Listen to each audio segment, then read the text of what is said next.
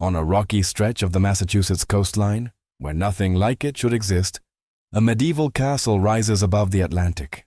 Its towers look ancient. Its stone walls feel centuries old. And yet, Hammond Castle is not a relic of the Middle Ages.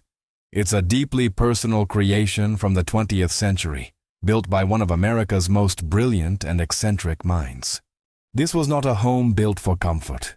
It was built to control emotion, to impress, to intimidate, to preserve a fantasy that refused to die. Behind these walls lived John Hays Hammond Jr., a genius inventor, a rival of Thomas Edison, and a man obsessed with the past. He didn't just collect history. He dismantled it, imported it, and rebuilt it piece by piece inside his own private fortress. Ancient doors, medieval arches, European artifacts. Nothing here is accidental, and nothing exists without intention. But the deeper you go inside Hammond Castle, the stranger it becomes. Rooms that make no sense, corridors that confuse. A mansion that feels more like a psychological landscape than a place to live. This castle wasn't designed for family life. It was designed as a monument to one man's mind, ego, and obsession. So why would a modern American genius build a medieval castle on the edge of the Atlantic?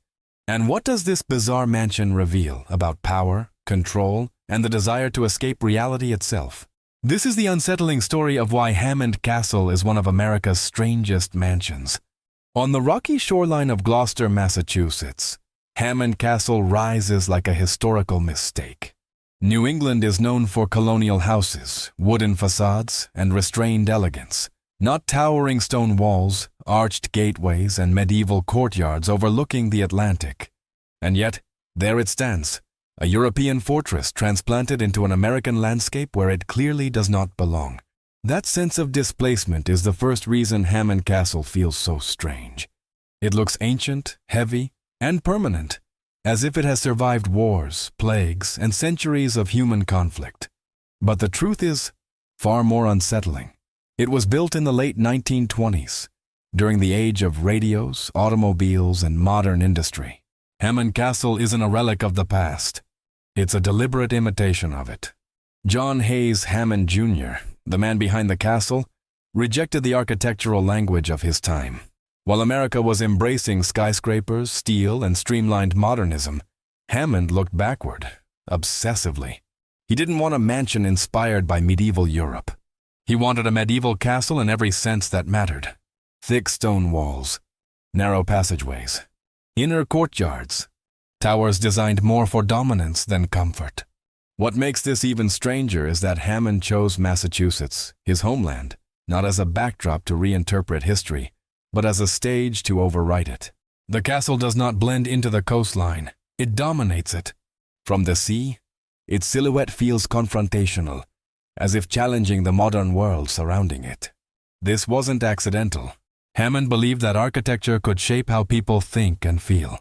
By placing a medieval fortress in a modern American setting, he created a constant tension between eras. Visitors don't just notice the castle, they question it. Why is this here? Who would build this?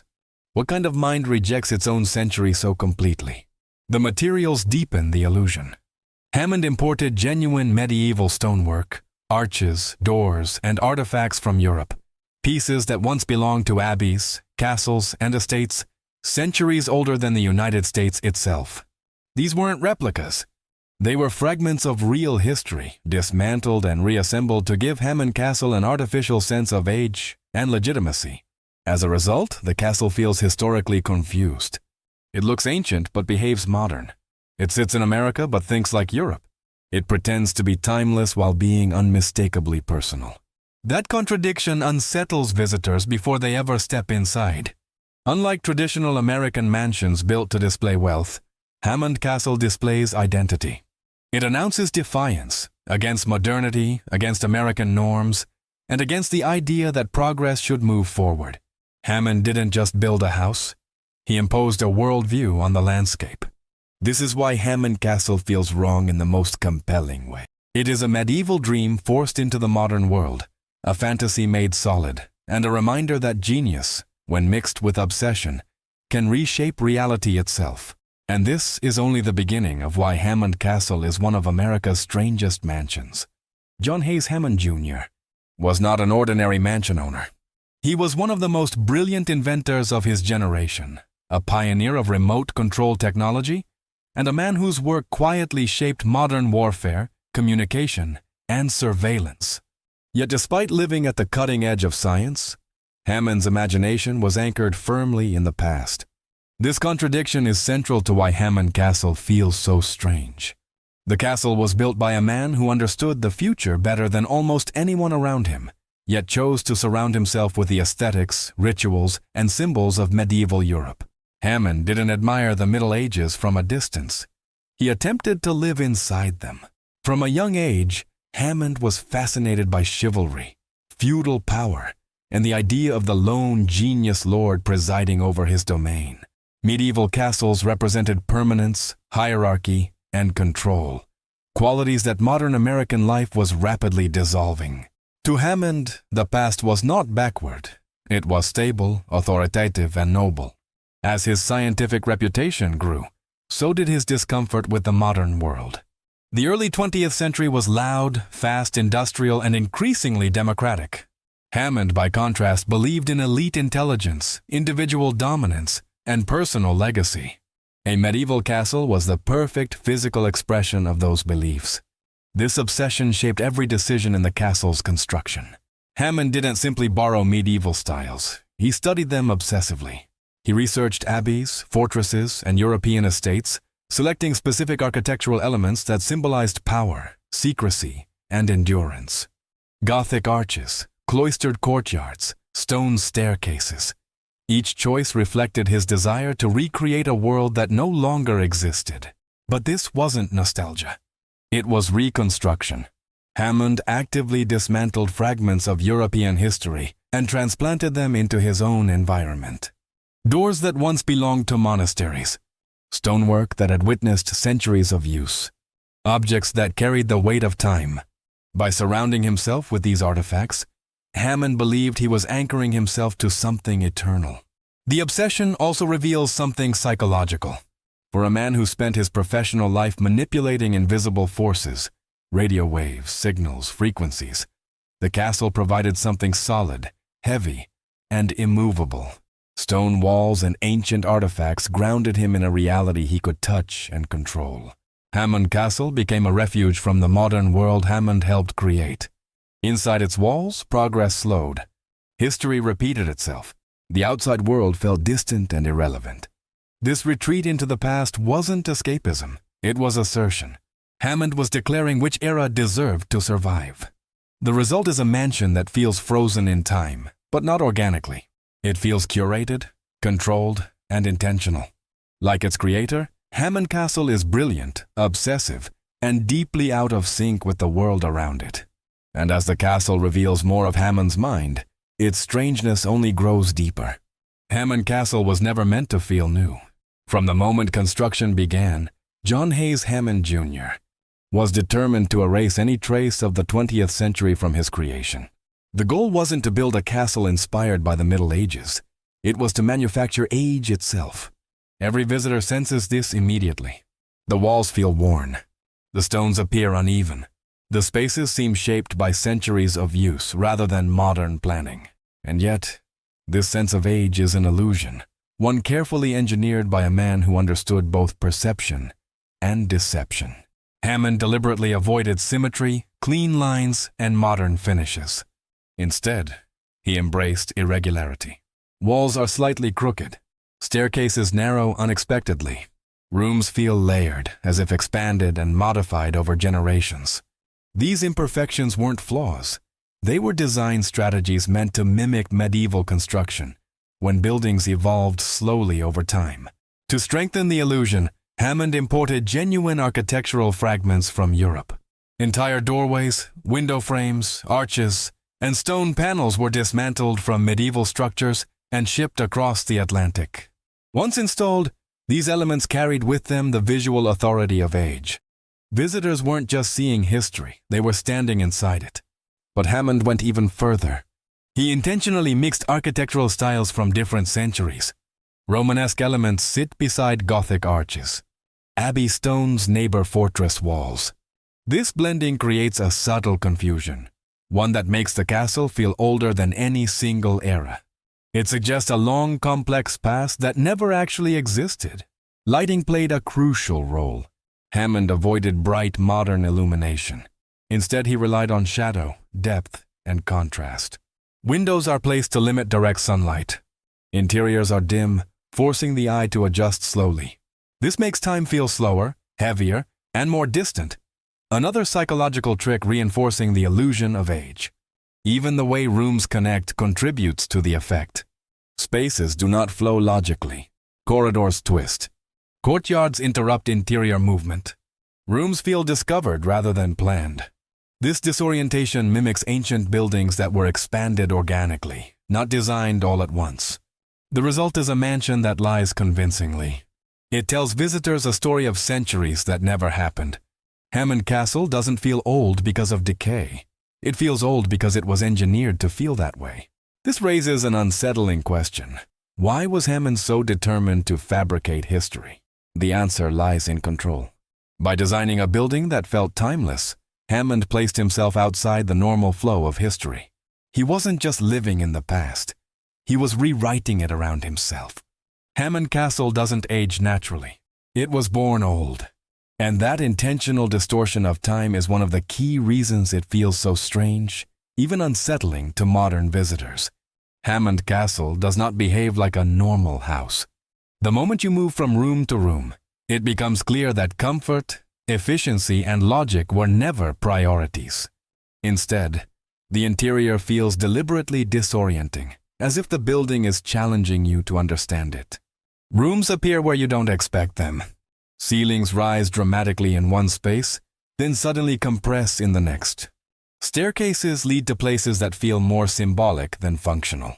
This isn't poor design, it's intentional theatricality. John Hays Hammond Jr. designed the castle to be experienced, not lived in. Many rooms exist purely for visual impact. Grand halls overwhelm the senses, while smaller chambers feel claustrophobic and dark. This constant shift keeps visitors emotionally off balance, unsure of what comes next. Some rooms lack practical purpose entirely. They are too cold, too dim, or too awkwardly shaped for everyday use. Yet they are filled with historical artifacts, ancient furniture, and dramatic architectural features. These spaces function as stages, places meant to impress, intimidate, or provoke awe rather than offer comfort. Even the layout resists modern expectations. There is no obvious flow from public to private space. Instead, areas overlap unpredictably. Guests might pass through intimate corridors before entering massive halls, or stumble upon secluded courtyards hidden behind heavy doors. The castle reveals itself slowly, selectively. This unpredictability mirrors medieval architecture, where buildings evolved over centuries without a master plan. But in Hammond Castle, the chaos was planned from the beginning. Hammond wanted visitors to feel as though the castle had grown organically, even though it hadn't. Temperature is another factor. Thick stone walls retain cold. Narrow windows limit sunlight. Many rooms feel perpetually chilly, reinforcing the sensation of stepping into another era. This physical discomfort deepens the psychological effect, making visitors more aware of their surroundings and less at ease. Hammond himself thrived in this environment. For him, the discomfort was a feature, not a flaw. It reinforced the seriousness of the space, separating it from the casual ease of modern homes. The castle demanded respect. By rejecting comfort, Hammond rejected modern domestic values. His castle wasn't meant to nurture family life or everyday routines. It was meant to command attention and reflect intellect, power, and control. In Hammond Castle, rooms don't serve people. People serve the rooms. And that inversion of purpose is one of the clearest reasons this mansion feels so deeply strange. Despite its size, grandeur, and complexity, Hammond Castle was never truly designed to function as a home. It lacks the warmth, practicality, and intimacy associated with domestic life. Instead, it feels more like a personal monument, one that just happens to contain living quarters. John Hays Hammond Jr. did not build Hammond Castle to raise a family or host everyday routines. He built it as a controlled environment where he could work, think, perform, and present himself to the world. The castle's purpose was symbolic long before it was residential. Traditional homes are designed around comfort and convenience. Hammond Castle rejects both. Kitchens are not central. Bedrooms feel secondary. Social spaces are grand but emotionally distant. This imbalance reveals the truth. Daily life was not the priority. Presentation was. The castle functioned as a hybrid space, part laboratory, part museum, part theatrical stage. Hammond used it to demonstrate ideas, showcase inventions, and host carefully curated gatherings. Guests weren't invited for relaxation. They were invited to be impressed. Even Hammond's private spaces reflect this mindset. His study and work areas were designed to stimulate intellect rather than provide rest.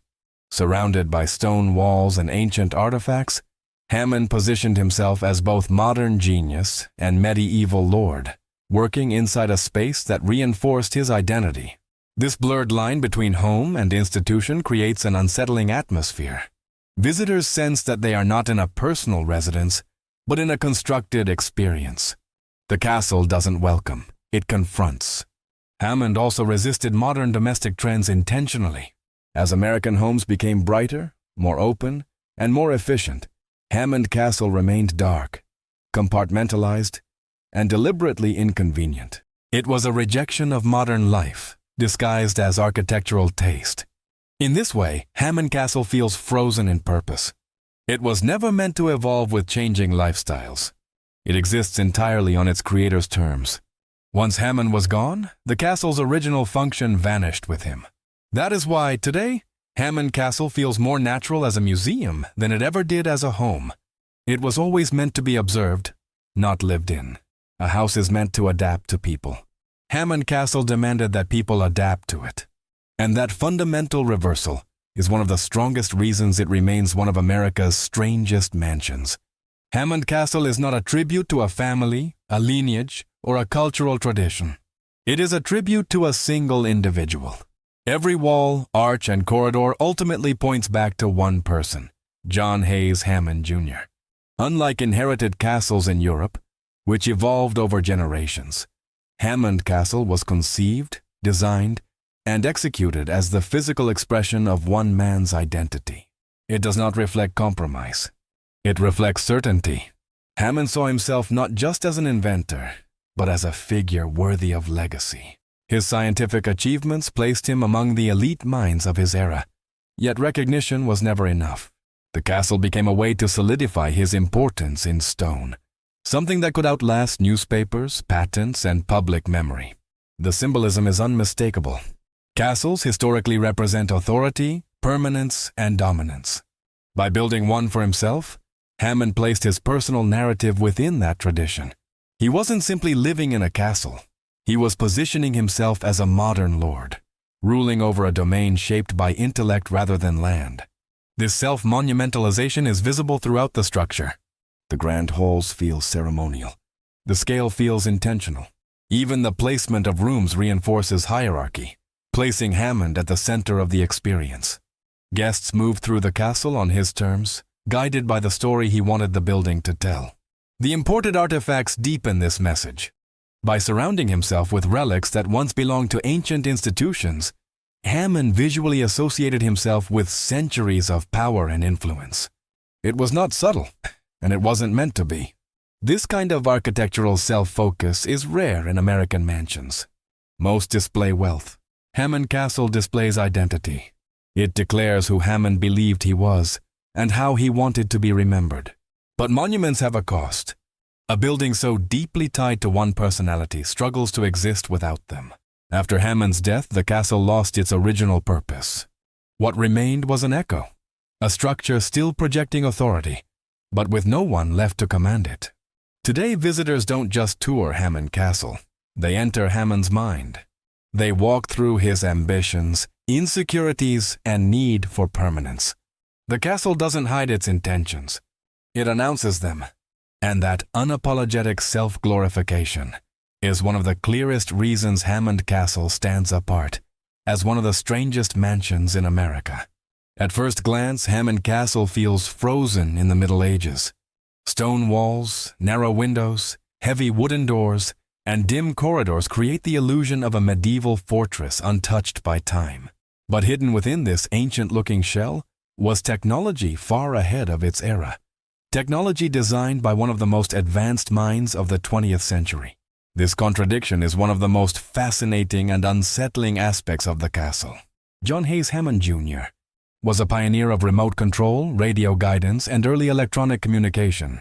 While the castle looks centuries old, it quietly housed laboratories, experimental equipment, and modern systems that had nothing in common with medieval life. Hammond was living simultaneously in the past and the future.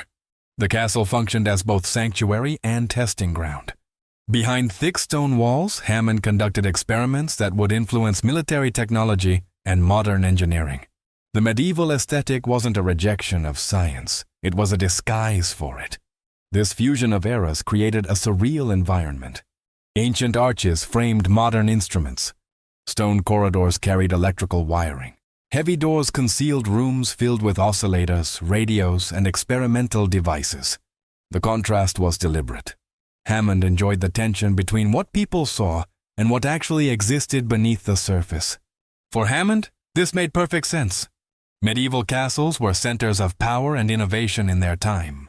By embedding modern technology inside a castle, Hammond was continuing that tradition, recasting himself as a modern inventor lord working in secret. There was also an element of control. The stone walls provided isolation and security, shielding sensitive work from the outside world. In a time when technology was becoming increasingly public and commercialized, Hammond valued secrecy and independence. Visitors rarely saw this technological side immediately. It revealed itself slowly, creating surprise and confusion. The castle challenged assumptions. Was it a historical artifact or a futuristic laboratory? The answer was both. This blending of old and new deepened the castle's strangeness. It refused to belong to a single time period. It confused expectations and resisted categorization. Hammond Castle was not nostalgic. It was paradoxical. By merging medieval atmosphere with modern technology, Hammond created a space that reflected his own mind, brilliant, contradictory, and unwilling to choose between eras. And that contradiction is exactly what makes Hammond Castle feel so unlike any other mansion in America. At first glance, Hammond Castle appears completely disconnected from the modern world. Thick stone walls, arched ceilings, iron fixtures, and dimly lit corridors give the impression of a medieval fortress frozen in time. Visitors instinctively expect torches, silence, and centuries-old rituals. But hidden behind this illusion of antiquity was some of the most advanced technology of the early 20th century. Technology designed and controlled by one man. John Hays Hammond Jr. was not just a collector of history, he was a pioneer of the future. He is often called the father of radio control, a scientist whose work laid the foundation for modern remote-controlled systems, guided weapons, and wireless communication. While the world outside Hammond Castle was only beginning to understand radio waves, Hammond was mastering them inside stone walls meant to resemble the Middle Ages. This contradiction was not accidental. Hammond intentionally wrapped cutting-edge science in medieval aesthetics. Behind ancient-looking doors were laboratories, experimental rooms, and technical equipment that would have seemed almost magical to outsiders. Electrical wiring ran through stone walls. Radio experiments echoed through halls designed to resemble abbeys and fortresses. The result was a surreal environment where centuries collided. A visitor might pass through a Gothic archway and enter a space filled with oscillators, transmitters, and experimental devices. Medieval design framed futuristic thinking. The past became a shell for the future. For Hammond, this fusion made perfect sense. Medieval castles were once centers of innovation, power, and strategic thinking. They were not just homes, they were command centers. By embedding modern technology into a castle, Hammond symbolically placed himself in that same role. A modern lord commanding invisible forces instead of armies. There was also a strategic advantage. The thick stone walls provided insulation, privacy, and security. Hammond valued secrecy. His work was not designed for public display or mass production. It was deeply personal, experimental, and often classified. The castle allowed him to work without interference, hidden from both critics and competitors. This hidden modernity amplified the castle's psychological impact. Guests were disarmed by the medieval setting, only to discover that the space was alive with modern intelligence. The contrast created confusion and awe, exactly the reaction Hammond enjoyed. He controlled not just the environment, but the narrative. More importantly, this blend of eras reflects Hammond's inner world. He was a man who rejected the social direction of modern life while embracing its technological power. He trusted machines more than society, intellect more than democracy, permanence more than progress. Hammond Castle became the perfect physical expression of that mindset. The castle refuses to belong to one time period. It exists in tension, ancient and futuristic, heavy and invisible, stone and signal. That refusal to choose makes it deeply unsettling. You are never sure what era you are standing in. By hiding modern technology inside medieval walls, Hammond created a mansion that feels deceptive, paradoxical, and intellectually confrontational. And that collision of centuries is one of the strongest reasons Hammond Castle remains one of America's strangest mansions. Hammond Castle was never intended to be open, welcoming, or democratic. From the beginning, it functioned as a highly controlled social environment, one designed for a very specific type of guest. Scientists, intellectuals, military figures, aristocrats, and carefully selected members of high society were invited inside. Everyone else remained outside the walls. John Hays Hammond Jr. believed deeply in intellectual hierarchy. He admired brilliance, innovation, and elite status, and he designed his castle to reflect those values. Hammond Castle was not a place for casual entertainment. It was a stage where intellect, power, and prestige were performed. Social gatherings inside the castle were theatrical by design. Guests moved through dark corridors into grand halls, across courtyards, and into spaces meant to impress and overwhelm. The architecture controlled their movement and their emotional response. Hammond understood that environment shapes perception, and he used the castle to reinforce his authority and mystique. Music, lectures, demonstrations, and performances were common features of these gatherings.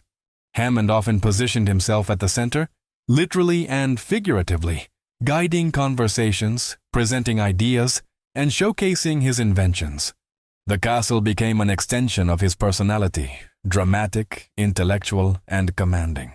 Unlike traditional American mansions built for social comfort, Hammond Castle rejected ease.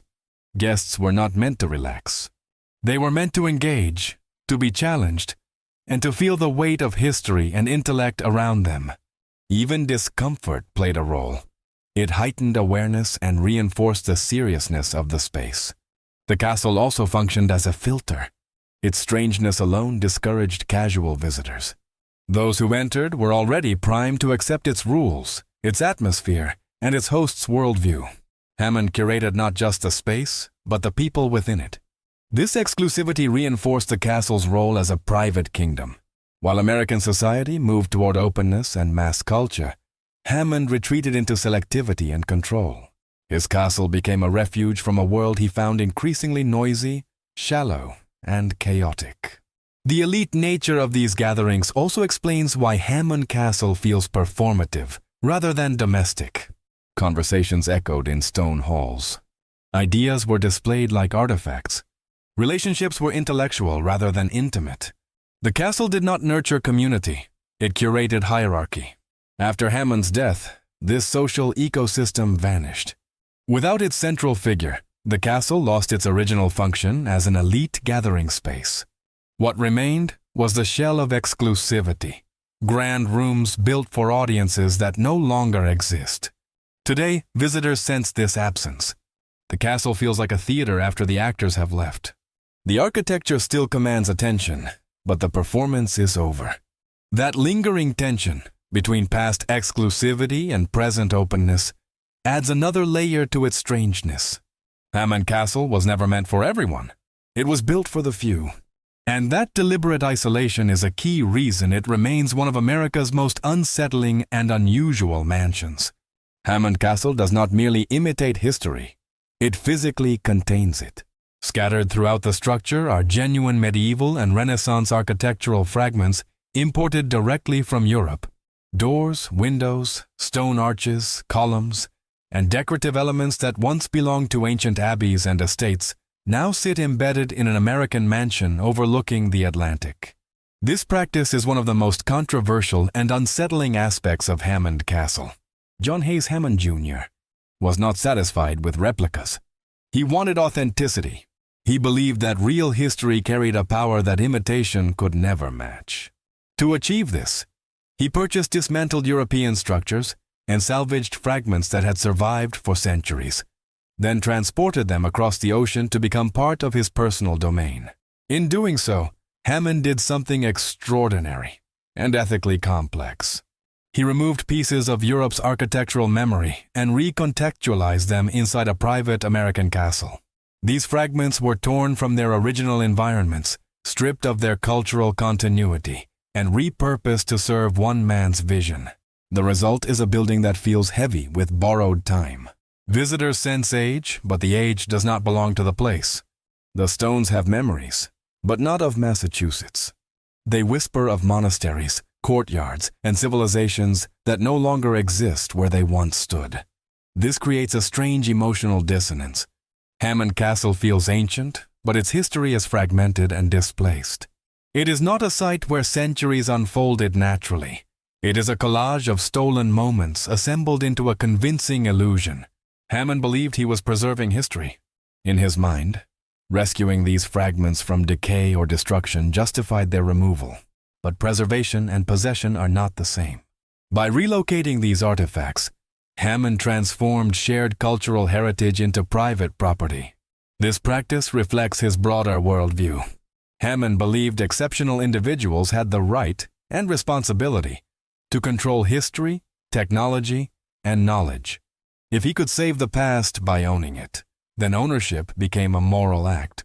Architecturally, this imported history enhances the castle's strangeness. Each artifact brings its own scale, style, and symbolism. The building feels layered, inconsistent, and temporally unstable. You are never standing in one era, you are standing in many at once. Emotionally, the effect is unsettling. These elements were never meant to coexist. Their forced unity mirrors Hammond's desire to dominate time itself, to compress centuries into a single lifetime. Today, as a museum, Hammond Castle raises difficult questions. Is this preservation or appropriation? Is it homage or control? The castle does not answer these questions, it embodies them. By importing history and rearranging it to serve personal ambition, Hammond created a mansion that feels powerful, impressive, and deeply uncomfortable. It is not just strange because of how it looks, but because of what it represents. Hammond Castle is a monument built from other people's pasts, and that borrowed time is one of the reasons it still feels so uneasy today. Hammond Castle stands in open defiance of American architectural tradition. At a time when the United States was defining its own identity through colonial revival homes, neoclassical public buildings, and modernist experimentation, John Hays Hammond Jr. deliberately rejected all of it. Instead of embracing American history, Hammond reached across the Atlantic and anchored his identity in Europe's medieval past. This decision alone makes Hammond Castle feel alien, even confrontational, within its cultural context. American mansions traditionally communicate wealth through symmetry, openness, and refinement. They emphasize light, balance, and hospitality. Hammond Castle does the opposite. It is heavy, inward-facing, irregular, and shadowed. It does not invite, it imposes. This architectural rebellion was intentional. Hammond did not believe American culture possessed the depth or authority he admired in Europe's ancient institutions. To him, medieval architecture represented legitimacy earned through time, hierarchy, and endurance, qualities he felt America lacked. By building a European castle on American soil, Hammond was making a statement. He was rejecting national identity in favor of personal mythology. His castle does not belong to Massachusetts, nor does it try to. It exists as a foreign object, indifferent to its surroundings. This refusal to integrate extends beyond aesthetics. The castle ignores practical American values such as efficiency, climate adaptation, and comfort. Thick stone walls are ill-suited for New England winters. Narrow windows limit light. The structure resists modernization at every turn. Where American architecture often reflects optimism and progress, Hammond Castle reflects retreat and control. It looks backward, not forward. It celebrates permanence over innovation, ironically built by a man whose scientific work pushed technology ahead. The castle also rejects democratic symbolism. American homes traditionally emphasize equality of space, shared areas, accessible design, functional flow. Hammond Castle enforces hierarchy. Grand halls dominate. Private spaces feel isolated. Movement through the building is controlled and directional. This makes the castle feel more European not just in style, but in ideology. It represents a worldview centered on elite authority rather than collective identity. Over time, this rejection of American tradition has made Hammond Castle increasingly strange. As architecture evolved toward openness and inclusivity, the castle remained rigid and insular. It did not age with the nation, it stood apart from it. Today, visitors sense this cultural disconnect immediately. Hammond Castle feels like a foreign embassy from another era, planted awkwardly in New England soil. It doesn't tell an American story, it tells Hammond's story. And that intentional isolation from American tradition is one of the clearest reasons Hammond Castle remains one of the most unusual mansions ever built in the United States. Hammond Castle was not designed to be passively admired. It was designed to be felt. Every corridor, archway, and chamber was carefully arranged to shape how visitors moved, what they noticed, and, most importantly, how they felt while inside. John Hays Hammond Jr. understood something few architects openly acknowledge. Buildings can manipulate emotion, and he used that knowledge with precision. From the moment a visitor enters the castle, the architecture begins asserting control. Doorways narrow unexpectedly. Ceilings lower, then suddenly rise. Dark passages open into vast halls. This constant shift disrupts orientation and forces attention onto the environment. You are never fully comfortable. You are always aware. Lighting plays a critical role. Hammond avoided evenly lit spaces. Instead, he relied on shadow, contrast, and selective illumination. Light enters through narrow windows or high openings, creating pockets of brightness surrounded by darkness. The effect is theatrical and psychological. Shadows conceal scale. Light directs focus. Mood is controlled without a word being spoken. Sound was also engineered. Stone walls reflect footsteps, voices, and music in ways that amplify presence. Silence feels heavier. Noise feels intentional. In certain rooms, acoustics create an almost reverent atmosphere, as if the space itself demands restraint. Movement through the castle is never straightforward. Paths twist, turn, and interrupt themselves. Courtyards appear suddenly, breaking interior flow. Staircases reposition the body in relation to the space, reinforcing hierarchy and scale. Visitors don't move freely. They are guided. This manipulation served a purpose. Hammond wanted guests to feel awe, curiosity, and humility. The castle places the individual in constant dialogue with something larger and older, even though that age is artificially constructed. Emotionally, the castle encourages introspection rather than relaxation. The absence of comfort keeps the mind alert. The weight of stone presses inward. Time seems to slow. These sensations were deliberate. Hammond believed seriousness was necessary for meaningful thought. The result is a mansion that behaves more like a psychological instrument than a residence. It tests the visitor's perceptions, subtly reminding them who controls the space. This emotional engineering also reinforces Hammond's personal authority. By shaping how others felt within his domain, he asserted dominance without confrontation. The castle spoke for him. Today, visitors often struggle to explain why Hammond Castle feels unsettling. The reason lies in this invisible manipulation. The building is always doing something to you, even when you aren't aware of it. Hammond Castle doesn't just house history or artifacts. It stages experience. And that invisible control over emotion is one of the most sophisticated and strangest elements of this extraordinary mansion. Hammond Castle is not just an architectural anomaly, it is a psychological refuge. More than stone and artifacts, It represents John Hays Hammond Jr.'s deep need to retreat from the world he lived in and replace it with one he could fully control. By the time Hammond built his castle, the modern world was accelerating rapidly. Technology was advancing, societies were changing, and traditional hierarchies were being questioned. For many, this meant progress. For Hammond, it meant instability. The medieval fantasy he created was not accidental nostalgia. It was a coping mechanism. Castles symbolize order, permanence, and clearly defined power structures. Lords ruled, walls protected. Time moved slowly.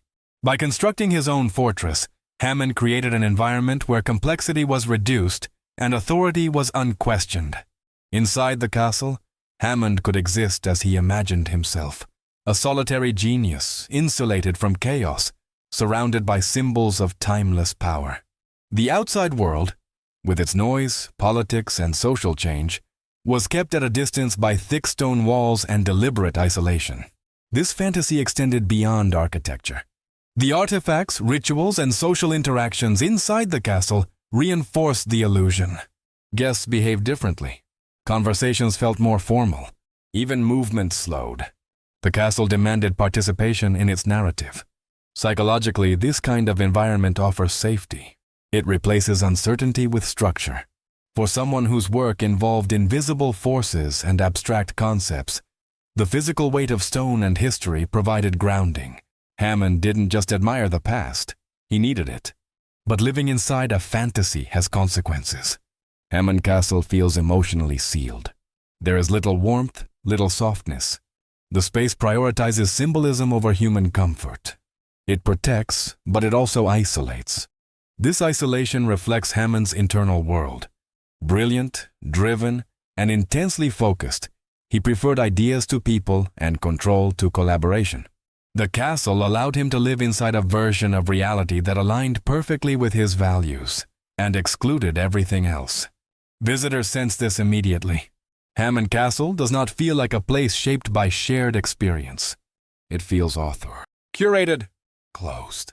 You are stepping into someone else's imagination, not a collective home. Over time, this psychological enclosure became permanent. The castle did not adapt as the world changed. It remained fixed, reinforcing the fantasy even as reality moved on. Today, Hammond Castle stands as a physical record of what happens when imagination solidifies into stone. It is impressive, fascinating, and emotionally distant. The psychological need to live inside a fantasy is not unique. But few people have ever had the resources, intelligence, and determination to build that fantasy on such a massive scale. And that is why Hammond Castle feels less like a mansion and more like a mind made visible. Hammond Castle does not feel like a place shaped by time. It feels like a place trapped inside it. More specifically, trapped inside the mind of John Hays Hammond Jr. The moment you walk through its corridors, you realize the castle is not evolving. It is preserved exactly as its creator intended, emotionally and ideologically frozen in place. Most great houses change with generations. Rooms are repurposed. Styles shift. Comfort replaces formality. Hammond Castle never had that chance. It was conceived as a finished idea, not a living space. From the start, it existed as a complete expression of one man's worldview. This is why the castle feels so psychologically dense. Every detail reinforces Hammond's values: control, hierarchy, intellect, permanence. There is no softness to counterbalance the severity. No evidence of compromise. The castle does not reflect a household. It reflects a personality. Hammond did not design for future occupants. He designed for himself. Once he was gone, the castle could not adapt without losing its identity. Altering it would mean altering Hammond. And so, it remained untouched in spirit, even as the world outside changed dramatically. This creates an unusual tension. Visitors are not simply observing history. They are stepping into a mind that no longer exists. The castle still projects authority, but there is no one left to wield it. The silence feels heavier because it was once filled by intention. Rooms feel paused mid-thought. Corridors feel like extensions of an inner monologue. The castle does not tell multiple stories. It repeats the same one, over and over, from different angles. As a museum, Hammond Castle preserves this mental landscape almost too well. Unlike historic homes that celebrate families or eras, this one preserves obsession. The result is a space that feels intellectually impressive but emotionally static. This frozen quality is what unsettles many visitors. There is no sense of growth, decline, or renewal.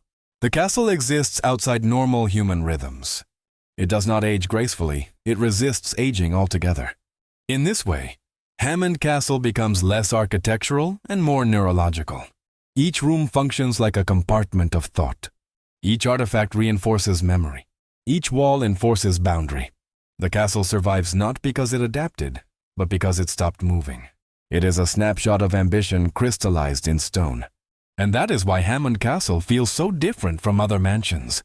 You are not touring a home. You are navigating a preserved consciousness. A mansion frozen in one man's mind, still thinking, still asserting itself, long after its creator is gone. For most of its existence, Hammond Castle was a deeply private world. It operated according to the rules of its creator, shaped by his obsessions, values, and sense of control. Entry was selective. Experience was curated. Meaning was dictated from the top down. But that world did not survive Hammond himself. When the castle transitioned from private residence to public museum, something fundamental changed. What was once an expression of authority became an object of curiosity. What was once controlled became interpreted, and what was once powerful became in some ways exposed. This shift transformed Hammond Castle into something even stranger. As a museum, the castle is no longer protected by exclusivity. Visitors arrive with no obligation to accept Hammond's worldview. They walk through the space not as invited guests, but as observers. The spell Hammond once cast no longer fully holds. And yet, the castle still insists on being experienced on its own terms. Its architecture continues to manipulate movement and emotion.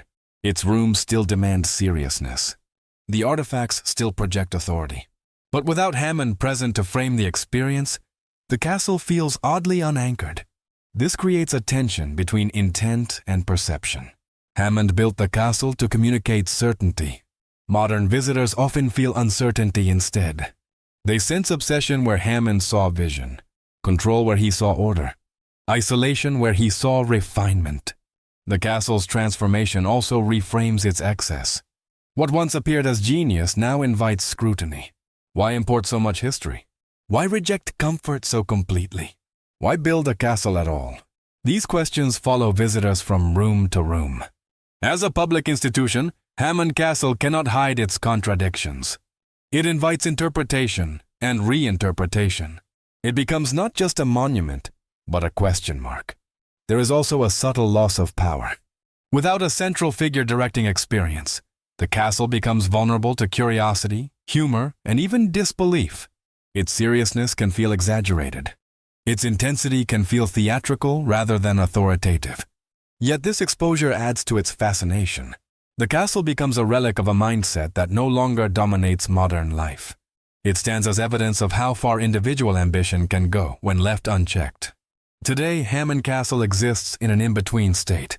It is no longer a private obsession, but it is not fully comfortable as a public space either. It resists reinterpretation while inviting it. That contradiction, between control and openness, authority and curiosity, makes the castle feel stranger now than ever before.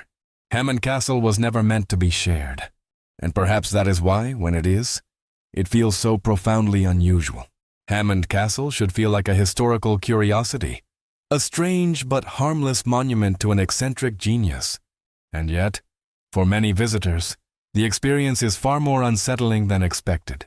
Even without knowing its history, people often describe the castle as heavy, disorienting, or emotionally distant. That reaction is not accidental. The unease comes from intention. Hammond Castle was never designed to comfort. It was designed to impose order, authority, and seriousness. Those qualities remain embedded in the structure long after its creator is gone. The building still behaves as if it is watching you, measuring you, and shaping your response. Modern spaces encourage openness and ease. Hammond Castle does the opposite. It compresses space. It limits light. It resists flow. The result is a subtle psychological pressure that visitors feel but struggle to explain. There is also the issue of temporal confusion. The castle looks ancient but isn't. It contains history but does not belong to it. This distortion of time unsettles the mind. You are surrounded by age without continuity, tradition without roots. It feels authentic and artificial at the same time. The imported artifacts add another layer of discomfort. These objects were removed from their original context and repurposed to serve one man's vision. They carry memory but not belonging. Visitors sense this displacement instinctively. More unsettling still is the absence of humanity. Despite its size, Hammond Castle does not feel lived in. It feels curated, controlled, intellectually impressive but emotionally cold. There is little evidence of shared life, compromise, or warmth. This emotional vacuum amplifies the psychological weight of the space.